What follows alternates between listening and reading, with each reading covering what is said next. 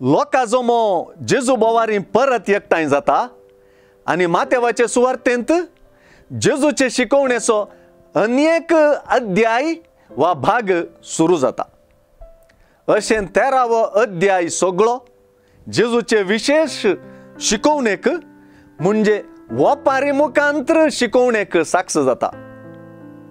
जेजूची शिकवणूक वपारी मुखांतर लोकांक चड पावतली आनी मतींत उरतली आनी सर्गींच्या राजां संबंधी जेजूची शिकवणूक तांच्या काळजा गुंडायंत रोमतली।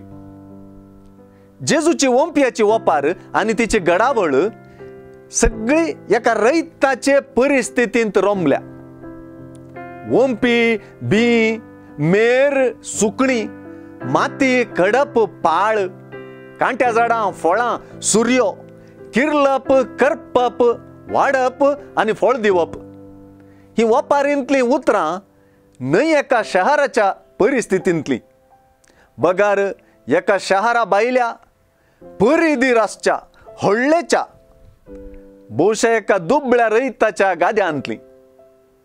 जेजून आपले वपारींत विंचलेली परिस्थिती आनी उतरांचो एक संदेश।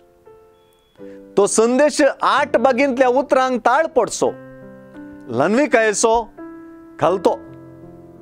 कान असलेली आयका म्हणल्या उतरांनी प्रवदीय संदेश तो। ताचे वपारींतलो रैत वंपी वमताना बीन जायते कडेन पडटा।